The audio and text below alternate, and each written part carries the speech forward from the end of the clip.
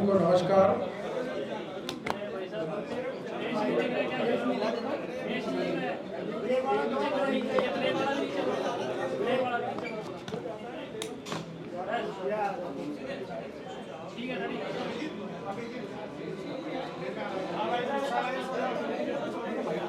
कुछ दिन पहले मैंने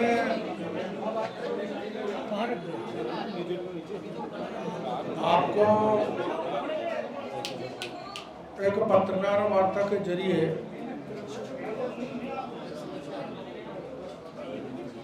राजस्थान के आईटी डिपार्टमेंट का करीबन 3,500 करोड़ के गबन की जानकारी दी थी, घोटाले की जानकारी दी थी। 3,500 करोड़ का उस दिन बताया था। 1,500 करोड़ का गबन का घोटाले का मामला मैं आज आपके सामने रखना चाहता हूं। आईटी सेक्टर का है और कल ईडी में जाकर यहीं जयपुर में जो ईडी का दफ्तर है,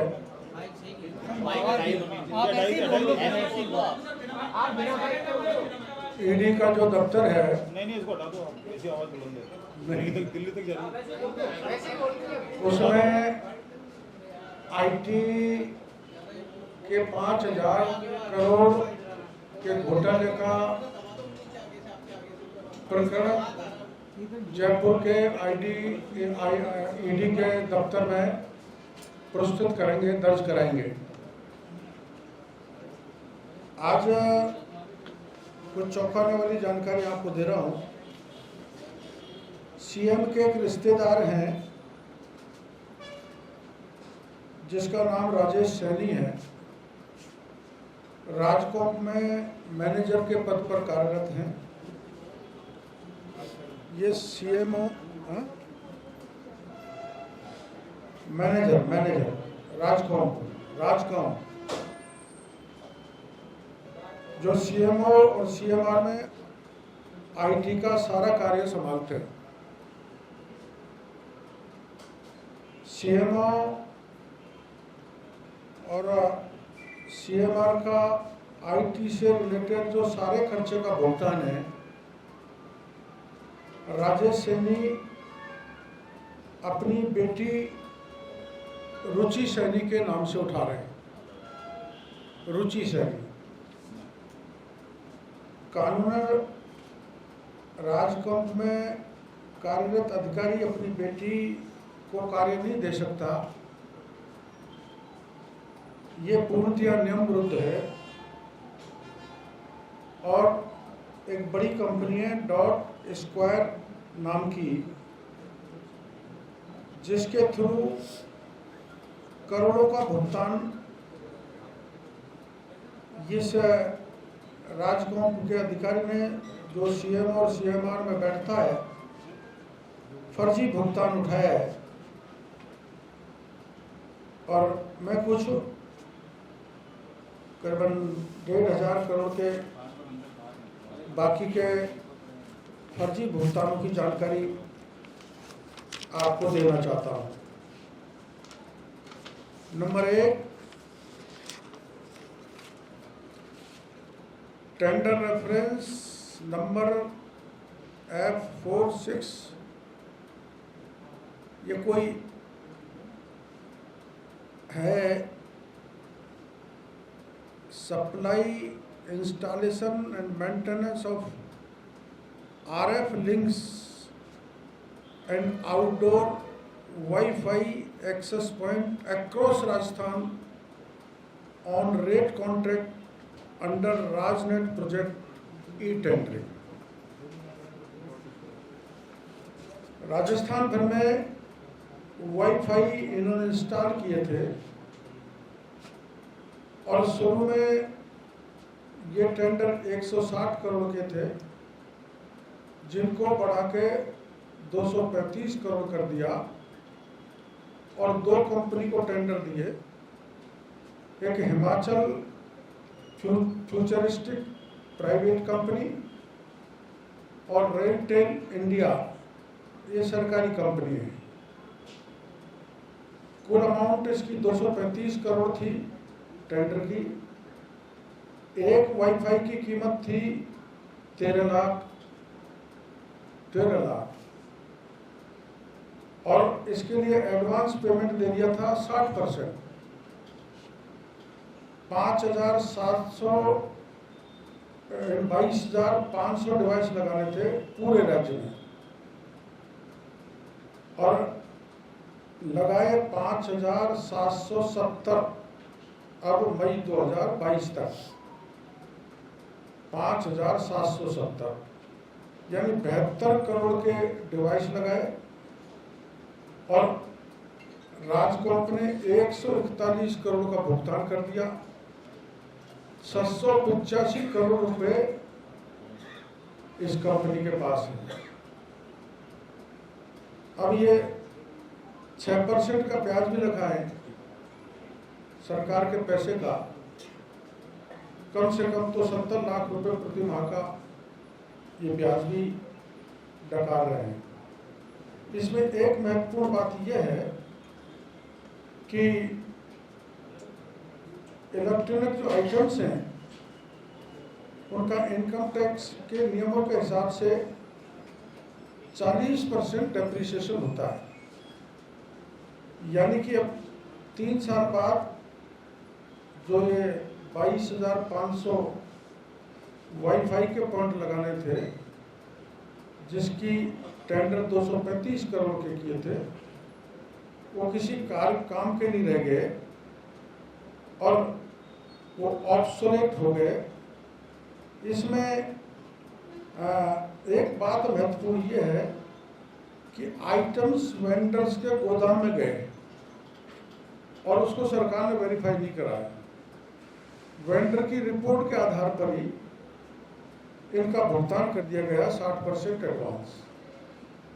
और जैसा मैंने बताया 22,500 वाईफाई पूरे राजस्थान में लगाने थे और लगे मात्र 5,470, जिनका भुगतान पूरा कर दिया। ये एक घोटाला है जो मैंने आपकी जानकारी में दी है। दूसरा, ये वाईफाई का घोटाला था। दूसरा है मैन पावर का। मैन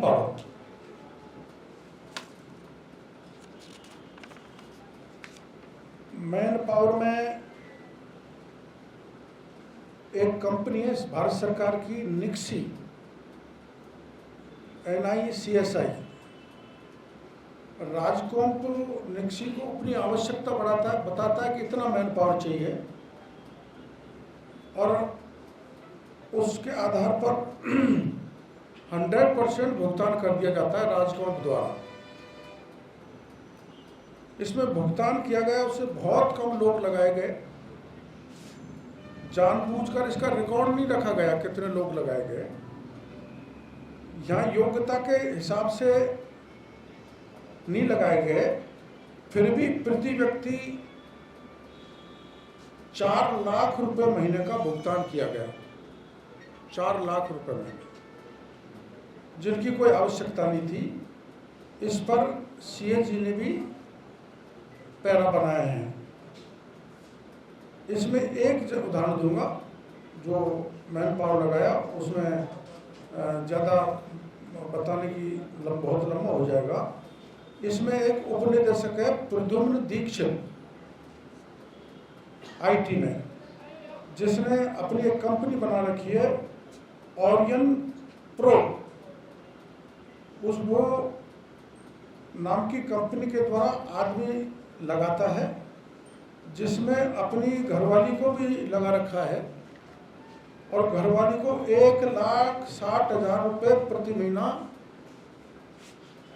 भुगतान करता है और उपस्थिति खुद ही वेरीफाई करता है। वो आती नहीं है, घर पे रहती है। और जब राजकोम से ये पूछा गया कि किस किस को लगाया, तो जवाब आया कि हमारे पास इसकी जानकारी उपलब्ध नहीं है। तो 4 लाख रुपए महीने कितने लोगों को दे रहे हैं, कब से दे रहे हैं, इसकी जानकारी इन्होंने नहीं दी। और एक डिप्टी डायरेक्टर लेवल के अधिकारी ने, ये मैं कागज लेके आया हूँ, खुद की घरवाली का 1,60,000 प्रति महीने का भुगतान किया और कर रहा है प्रति माह। वो जाती भी है कि नहीं जाती, इसका जब पूछा तो राजकोम मना करता है कि हमारे पास इसका रिकॉर्ड उपलब्ध नहीं है, आरटीआई की यह सूचना हमारे पास है। ऐसे ही ये जो मेन पावर लगा रखा है, ये भ्रमण करते हैं, आईटी के काम को देखते हैं। मैंने पहले भी जानकारी दी थी। तो ट्रैवल एंड अकोमोडेशन राजस्थान में हो तो प्रत्येक व्यक्ति को 2,61,000 का भुगतान किया जाता है। और अगर आगरा चला जाए या राजस्थान से बाहर चला जाए तो 4,95,000 का भुगतान एक दिन का पर डे। कागज है मेरे पास, पर डे। हाँ, चीफ सेक्रेटरी को नहीं मिलता, राष्ट्रपति जी को, राज्यपाल को नहीं मिलता। इस प्रकार से करोड़ों रुपए की लूट आईटी के इन अधिकारियों द्वारा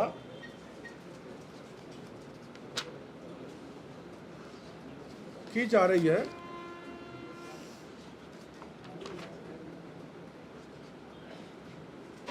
इसमें डीओआईटी ने 1,10,00,000 का भुगतान किया इनको,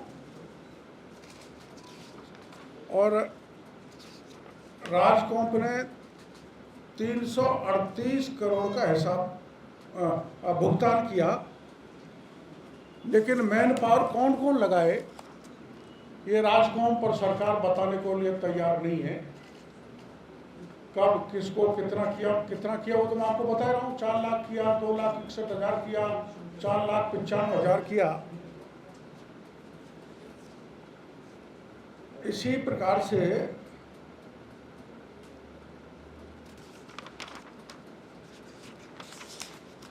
मैं पहले जो आपको बताया था कि चाइना से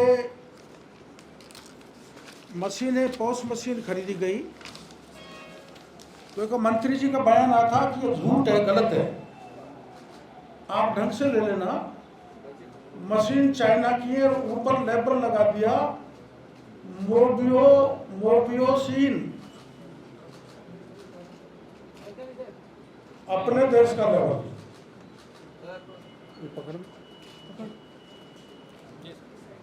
और ये पूरा जब अंदर से मैन्युफैक्चर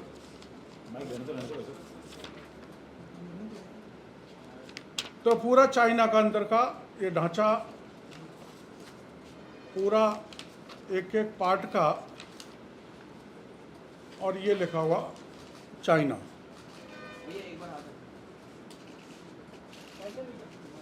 चाइना,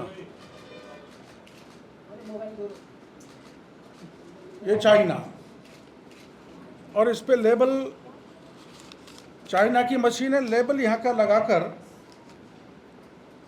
करोड़ों के न्यारे बारे किए।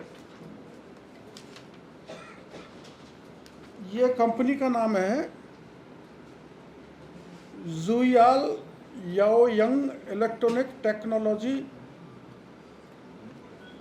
कमे लिमिटेड, चाइना। ये चाइना का पता दे रखा है। उस कंपनी से जो समझौता हुआ इसकी कॉपी है, और लेबल अपने यहाँ का लगाकर करोड़ों का कारोबार आईटी डिपार्टमेंट ने किया है। ऐसे ही RASS, जिसमें पुलिस की गाड़ियों में GPS का डिवाइस लगता है, मैं भी उक्त फर्म प्रिसाइज एवं एक अन्य फर्म KK इलेक्ट्रॉनिक्स ने फर्जी दस्तावेजों के आधार पर टेंडर लिए, जिस पर शिकायत करने के बाद भी आज तक कोई कार्रवाई नहीं हुई। ऐसे ही OFC केबल बिछाने के लिए एक फर्म श्याम कृपा नेटवर्क प्राइवेट लिमिटेड ने जाली प्रमाण पत्र प्रस्तुत किए, उसका टर्नओवर भी उतना नहीं था और मिनिस्ट्री ऑफ कॉरपोरेट अफेयर से दस्तावेज वेरीफाई भी नहीं थे, और इसको OFC केबल बिछाने के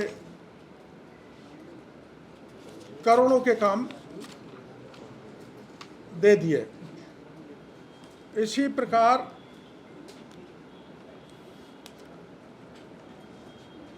DOIT एंड C एवं RISL ने ई-मित्र प्लस मशीन में घोटाला किया है। IT डे घोटाला हुआ है। कुल मिलाकर ये पर्टिकुलर करीबन 1,500 करोड़ का घोटाला है। इसकी शिकायत ACB को की थी, लेकिन ACB में कोई भी कार्रवाई नहीं हुई। और आपकी जानकारी में आया होगा कि दिसंबर 2019 में एक डिप्टी डायरेक्टर कुलदीप यादव को पकड़ा था ACB ने। पकड़ में तो नहीं आया था, भाग गया था। 27/12/2019 को उपनिदेशक कुलदीप यादव के विरुद्ध ACB द्वारा FIR नंबर 400/2019 भारी भ्रष्टाचार को लेकर दर्ज कराई थी। श्री यादव उस समय राजनेट में वाईफाई के इंचार्ज थे, जिसका भारी घोटाला मैंने आपको बताया है। उसके अकूत संपत्ति ACB को मिली थी, जिसमें करीबन 1.5 करोड़ का खुद का फ्लैट, उसमें 1 करोड़ इंटीरियर का कार्य, 50 लाख रुपये की FD, वेतन के अलावा 90 लाख रुपए मिले। जांच के दौरान ये फरार हो गए और अंत में सरकार के कहने पर इसमें FR लगा दी ACB ने, और इस समय कुलदीप यादव डिप्टी डायरेक्टर से जॉइंट डायरेक्टर के पद पर कार्य कर रहा है। वाईफाई में जो मैंने घोटाला बताया है उसके इंचार्ज थे, और ऑलरेडी ACB में मुकदमा दर्ज है। FIR नंबर है 400/2019। इसको क्लीन चिट दे दी, प्रमोशन भी दे दिया। अब मैंने आप लोगों को कहा था कि इसमें मुख्यमंत्री जी सीधे इन्वॉल्व है, ये मैं आरोप लगा रहा हूँ, क्योंकि एक तो मुख्यमंत्री के रिश्तेदार मैंने बता दिए, एक प्रकरण ऐसा बता दिया जिसमें FIR लगा दी वाईफाई के घोटाले में होने के बाद भी, और 1-2 प्रकरण जो मैंने आपको बताए थे पहले, उसको दोहराना चाहता हूँ। तमाम शिकायत की परिवाद संख्या 281/2019 एवं परिवाद संख्या 89/2020 को PC एक्ट की धारा 17(a) के अंतर्गत अग्रिम कार्रवाई की अनुमति के लिए पुलिस महानिदेशक ने राज्य सरकार को पत्र भेजा था, लेकिन राज्य के गृह मंत्री एवं IT मंत्री जो खुद मुख्यमंत्री हैं, इन्होंने जांच की अनुमति नहीं दी, और वो जांच की अनुमति नहीं दी, वो पत्र भी मैं आपको बता देता हूँ। 30 जनवरी 2021 का पत्र, जो भ्रष्टाचार निरोधक ब्यूरो को राजस्थान सरकार ने मना कर दिया मुख्यमंत्री जी की अप्रूवल के बाद। 30 जनवरी 2021 दूसरी मना में लिखा है भ्रष्टाचार निवारण संशोधन अधिनियम 2018 की धारा 17A के अंतर्गत परिवाद अनुसंधान जांच योग्य नहीं पाया गया है। ये सक्षम स्तर पर अनुमोदित करवा लिया गया और सक्षम स्तर यानी कि मुख्यमंत्री से अनुमोदित कराया, जिसकी नोट शीट भी मैं आप लोगों को दे दूंगा। फिर तीसरा है 13 अप्रैल 2023 का जो महानिदेशक को सूचना दी है कि किसी भी प्रकार से राजकोष को हानि पहुंचाने, पद का दुरुपयोग करने नहीं पाए जाने के आधार पर भ्रष्टाचार निवारण संशोधन अधिनियम 2018 की धारा 17A के अंतर्गत परिवाद अनुसंधान जांच योग्य नहीं पाया गया है। ये सक्षम स्तर से मुख्यमंत्री के स्तर से अनुमोदित करवा लिया गया है। ये करीबन 3,500 का पहले का, 1,500 का आज का, कुल 5,000 करोड़ का ये IT का गबन है। और इसकी शिकायतकर्ता जो मेरे को शिकायत लेके आया था उसको कल मैं ED दफ्तर ले जाऊंगा और ले जाके मुख्यमंत्री जी के खिलाफ और संबंधित जो IT के एक्सपर्ट हैं जिन्होंने घोटाले किए उनके खिलाफ मुकदमा दर्ज कराएंगे। पहले एक बात आई थी, अखिल अरोड़ा है क्या? अखिल अरोड़ा ने टेंडर पर हस्ताक्षर किए है या नहीं, मैं सीधा उन पर आरोप नहीं लगा सकता, ये जांच का विषय है। लेकिन मुख्यमंत्री ने ACB के लिखे पत्र की मनाही करके सीधा इन पूरे IT सेल के deputy director, joint director, additional director और FR लगा के मुकदमों में मुख्यमंत्री ने बचाया है। और मुख्यमंत्री के रिश्तेदार भी इसमें जो मैंने कंपनी बताई उसके जरिए करोड़ों की कमाई कर रहे हैं।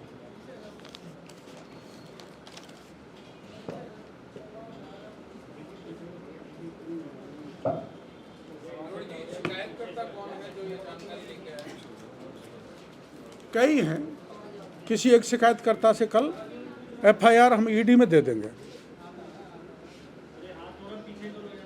डॉक्टर साहब कल आप परिवादी को लेकर के जाएंगे तो FIR आप नहीं, मेरा नहीं होगा, आप लेके जाएंगे? मैं तो लेके जाऊंगा ED दफ्तर।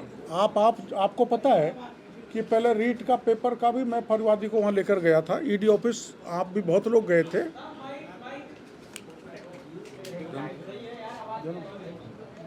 पहले जब रीट का घोटाला हुआ था तो उस रीट के घोटाले को लेकर मैं परिवादी को लेकर ED ऑफिस गया था, जहां आप भी पहुंचे थे, पुलिस भी पहुंची थी। मैंने सांकेतिक धरना भी दिया था। जो रात को ED के आश्वासन के बाद हम वहां से हट गए थे, उस रीट में पूरे प्रमाण थे जिसके आधार पर DP जारौली को बर्खास्त किया था, प्रदीप पारासर को गिरफ्तार किया था, रामकृपाल मीणा को गिरफ्तार किया था। लेकिन बाकी के जो मगरमच्छ हैं, तो 3-4 MLA हैं और 2-3 मंत्री हैं, उनको नहीं पकड़ा गया। तो उसके लिए ED आ गई। उसी शिकायत के आधार पर ED जयपुर में आई हुई है और धरपकड़ कर रही है। कल जिस तरह से ED ने कई जगह छापे मारे किरोड़ी जी, उस पर गहलोत साहब ने पलटवार करते हुए कहा कि हम तो इंतजार कर ही रहे थे, चुनावी साल में ये सब तो होना ही था।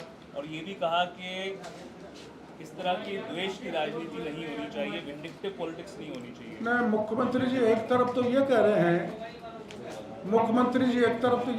ACB SP को भी पकड़ रही है, कलेक्टर को भी पकड़ रही है, पेपर लीक कर रहे हैं उनको भी पकड़ रही है। तो अगर ED उनको सहयोग करने आ गई, उनको पकड़ने आ गई, काले धन का पता करने आ गई, PMLA का मुकदमा बनता है ED की नज़र में, तो उस पर कार्रवाई करने में मुख्यमंत्री जी क्यों बौखला रहे हैं? ये 1 साल पुराना मामला है। आपको पता है 1 साल पहले हम ED के दफ्तर गए थे और ED तैयारी के साथ आई है। जो इसलिए आई है ED कि आपको पता है DP जारौली को बर्खास्त किया और आज तक उससे पूछताछ नहीं की। पूछताछ करना तो दूर की बात, उसको क्लीन चिट दे दी। जो MLAs के नाम मैंने बताए, जिन मंत्रियों के नाम बताए, दोबारा सुभाष गर्ग का मैंने बताया, टुटासरा जी पे भी मैंने अप्रोक्ष रूप से नाम लिया था, किसके जरिए गड़बड़ हुआ, प्रिंटिंग प्रेस का भी लिया था, CMO तक भी कुछ मैंने बताए थे। तो उनसे किसी से पूछताछ नहीं की, SOG बाईपास कर गई। बल्कि मैंने यहाँ तक कहा था, जो सही निकलेगा कि एसओजी के जांच अधिकारी खुद पेपर लीक करवा रहे हैं, पेपर अपने रिश्तेदारों को पढ़ा रहे हैं, निर्दोषों को फंसा रहे हैं, दोषियों को बचा रहे हैं। एसओजी के जांच अधिकारी पैसे ले रहे हैं, वो प्रमाण भी ईडी को मिल गए, तो एसओजी भी शिकंजे में आएगी। और ये जो एमएलए मंत्री है, मेरी समझ में जो प्रमाण दिए उसके आधार पर ही शिकंजे में आएंगे। तो इससे मुख्यमंत्री जी को परेशानी नहीं होनी चाहिए। मुख्यमंत्री जी भ्रष्टाचार पर 0 टॉलरेंस की बात कहते हैं, तो मैंने आपको इतने कागज दे दिए ये आईटी डिपार्टमेंट के, इसमें कितने कितने गड़बड़ हुए आपके सामने। तो मुख्यमंत्री जी इसमें जांच क्यों नहीं कराना चाहते? उन्होंने एसीबी को जांच करने के लिए मना क्यों कर दिया? इसलिए मुख्यमंत्री जी और उनकी सरकार के एमएलए मंत्री बड़े अधिकारी अब फंसने वाले इस काले धन की कमाई में, इसलिए वो चुनाव का बहाना ले रहे हैं। क्यों लगा था, तो क्या ईडी को गुजरात भी जाना चाहिए जांच करने के लिए? गई होगी। मेरे को तो राजस्थान से मतलब है, मेरा राजस्थान नहीं लूटना चाहिए, जहां मुख्यमंत्री कहता है मैं गांधीवादी हूं और कहता है ईमानदार हूं, 0 टॉलरेंस पर मैं काम करता हूं।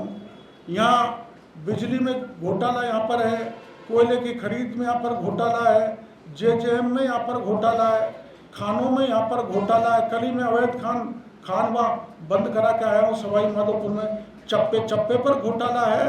और अभी तो सत्ताधारी दल के प्रत्येक एमएलए को गहलोत साहब ने उस संबंधित विधानसभा क्षेत्र का मुख्यमंत्री बना दिया। जब भी तो आपको पता है बीकानेर में एक मंत्री ने कलेक्टर को गेट आउट कह दिया, और दौसा में एक मंत्री ने जिला परिषद के सीईओ को गेट आउट कह दिया।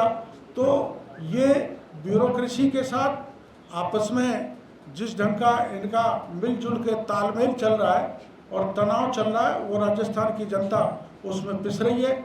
मिल के सत्ताधारी दल के लोग राजस्थान की जनता को लूट रहे हैं। राजस्थान के 1,12,00,000 लोगों के पेपर के मामले में ठगी की है। माननीय मुख्यमंत्री जी, आपको चिल्लाना नहीं चाहिए, आपको बौखलाहट में नहीं आना चाहिए। जो काला पैसा वैसे कमाया है जैसे वेस्ट बंगाल में पार्थ चटर्जी ने कमाया था, वो पैसा यहाँ ईडी मुंह से खाया हुआ नाक से निकलवा लेगी। जब देखना गहलोत साहब क्या क्या कबाड़ा आपके लोगों ने किया है। और अब तो ये स्पष्ट है कि 2 एफआईआर जिनकी परमिशन एसीबी चाहती थी, जिसमें 3,500 करोड़ का घोटाला है और 1,500 करोड़ का मैंने बता दिया, जिसमें एक में दर्ज मुकदमे में आपने एफआईआर लगा दी और उस अधिकारी को डीडी से जेडी उल्टा प्रमोशन दे दिया एफआईआर लगा के। तो ये भी हम ईडी को देंगे, ऐसा मेरा कहना है। मुख्यमंत्री जी को राजनीतिक भाषा नहीं बोलनी चाहिए। भ्रष्टाचार को खत्म करना है तो चुप बैठ जाओ, वरना आप जो आँच है न मुख्यमंत्री जी आपको भी जला देगी। आपने जो संभावना जताई थी ईडी आएगी और कुछ नाम बताए थे, वो तकरीबन सारी बातें सही होती जा रही है। जो नाम मैंने बताए थे उनसे बढ़ के ईडी ने शायद नाम पता कर लिए। जो मीडिया को मेरी समझ में तो उनकी क्या व्यवस्था ईडी की, वो आपको जानकारी दे देगी। पर ये 5,000 करोड़ का स्पष्ट आईटी के जो अधिकारी हैं, ज्वाइंट डायरेक्टर लेवल के, डिप्टी डायरेक्टर लेवल के, प्रोग्राम मैनेजर और हमारे मुख्यमंत्री।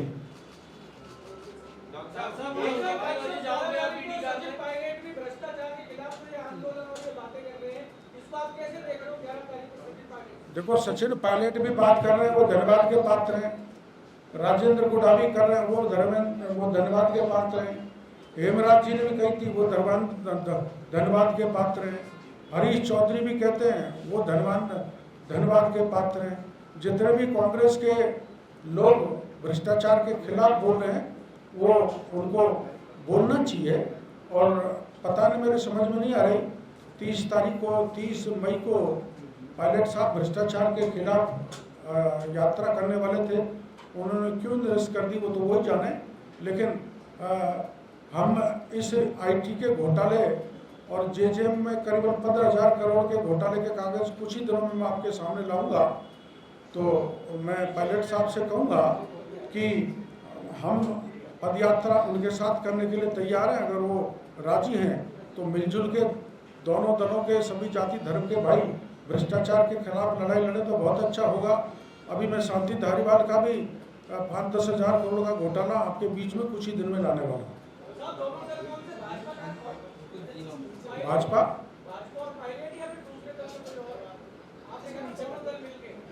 नहीं, मैं कह रहा हूँ, पार्टी नहीं कह रही, मैं तो ये कह रहा हूँ पायलट साहब चुप क्यों हो गए।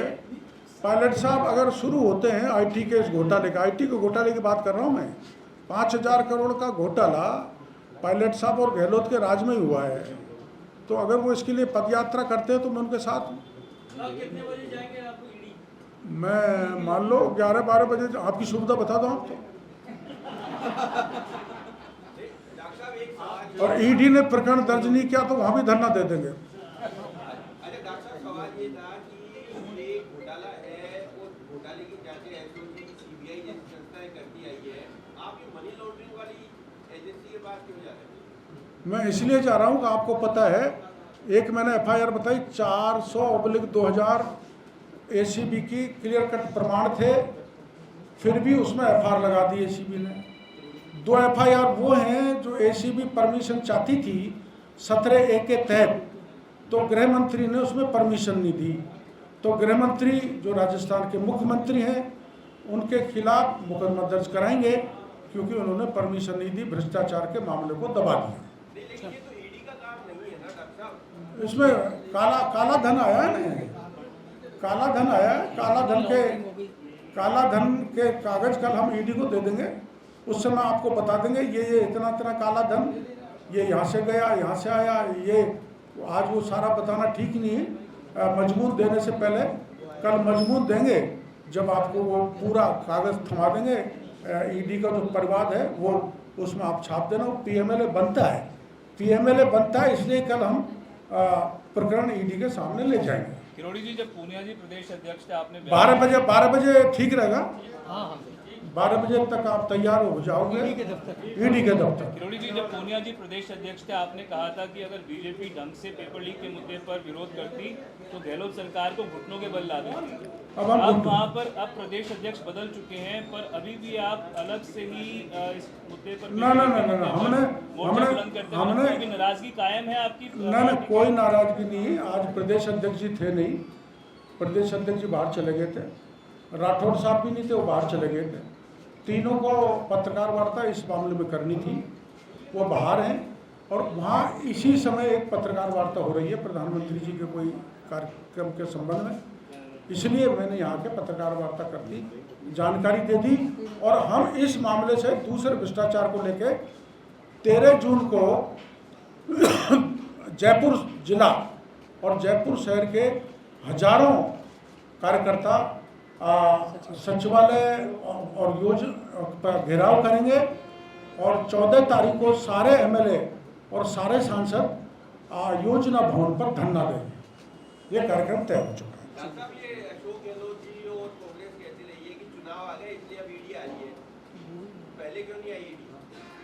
ईडी पहले आई थी ना, बीच में ईडी भी आई थी, इनकम टैक्स भी आया था, राजेंद्र गुड़ा गए थे, धर्मेंद्र राठौड़ को वहाँ पे से वो जो घोटाले की पुस्तक थी उसको ले गए, फाड़ के फेंक दी। अब जांच करते करते पूरी जानकारी लेते लेते अब ईडी आ गई। ईडी तो कभी भी आ सकती है। उसमें कागज गायब कर दिए थे ना। उसमें जो फेयरमाउंट है, फेयरमाउंट का जो घोटाला है जिसमें वैभव गहलोत के शेयर से साझेदारी है, आपको तो उसकी पत्रकार वार्ता पहले कर लो। आप तो करते रहो, बिल्कुल तैयार। जो है ना ब्लैक मनी को वाइट मनी किया है गहलोत साहब के बेटे ने, वो कागज मेरे पास आ गए फेयरमाउंट के, तो आपको तो परसों ही कर ले फेयरमाउंट की। बोलो सारे पत्रकार, फेयरमाउंट का कल ही कर लो। स्पष्ट मामला जिसकी शिकायत में ईडी को कर आया हूँ, प्रमाण से ईडी को कर आया हूँ 8 दिन पहले। उस जो ईडी को शिकायत की है उसकी पत्रकार वार्ता परसों कर लेते हैं। बोलो 1 बजे 3 बजे आपकी सुविधा, 1 बजे जिसमें गहलोत साहब के बेटे हाँ। और उनकी एक कंपनी और गहलोत साहब की बहू, गहलोत साहब के खास यार रतनकांत जो फेयरमाउंट होटल को चला रहे हैं, जहाँ एमएलए रुके हुए थे उसके सारे कागज मेरे पास आ गए और एक एफआईआर भी दर्ज करवा दी मैंने बड़ी मुश्किल से उसी दिन जिस दिन कोर्ट खाउदा की दर्ज हुई थी। कब करवाइए सर? जिस दिन कोर्ट खाउदा की दर्ज हुई थी तो बड़ी चिंता में कि एफआईआर कैसे दर्ज हो गई। कहाँ हुई सर ये एफआईआर? आमेर थाने में दर्ज हो गई वैभव गहलोत के तो खिलाफ। उसमें आपने क्या बेसिस बनाया है कि काले धन को सफेद करने कर रहा पीएमएलए बनता है, पीएमएलए का केस है। तो कल तो ये ज्ञापन, कल तो ईडी को ज्ञापन और परसों 3 बजे रखें, नहीं सर 1 बजे। परसों 1 बजे वैभव गहलोत और उसके सहयोगी बिजनेसमैन रतनकांत शर्मा पे पीसी करेंगे जो काले धन को सफेद करने में लगे हुए। वैभव गहलोत एफआईआर की कॉपी लाऊंगा, जो मॉरिशस के रूट से पैसा ब्लैक से व्हाइट हो रहा वो लाऊंगा। 2013 में जो करीबन 112 करोड़ रुपए ब्लैक जो चुनाव में दिए थे वो लाऊंगा। 2018 में करीबन 150 करोड़ रुपए गहलोत साहब को रतनकांत शर्मा के जरिए आए थे वो लाऊंगा। कच्ची चीज नहीं दूंगा, पक्की दूंगा। तो ईमानदार मुख्यमंत्री की जानकारी मैं आपको परसों 1 बजे दूंगा। खाता बही की जगह पूरी खाता है। सर एफआईआर की कॉपी अगर आज उपलब्ध करवा आज नहीं करूंगा, परसों ही करूंगा, परसों ही करूंगा, आप परसों यहीं पे परसों करूंगा। यहीं पे शांति धारीवाल के अलावा और भी मंत्रियों के हैं या शांति धारीवाल के? आपके घरवाल जी के और भी और तो एक वो है ना फ्री राशन किट घोटाला भी है, प्रताप सिंह 4,300 करोड़ का कर दिया। 5 दिन का नाश्ता माने हमारा। पहले मुख्यमंत्री का लोग किसी अच्छी होटल में कराएं, पार्टी कार्यालय में कराएं, यहाँ कराएं, पार्टी का लोग पार्टी कार्यालय। ठीक है, इसको बड़ी बनाओ, 20 लाख में दे दूंगा।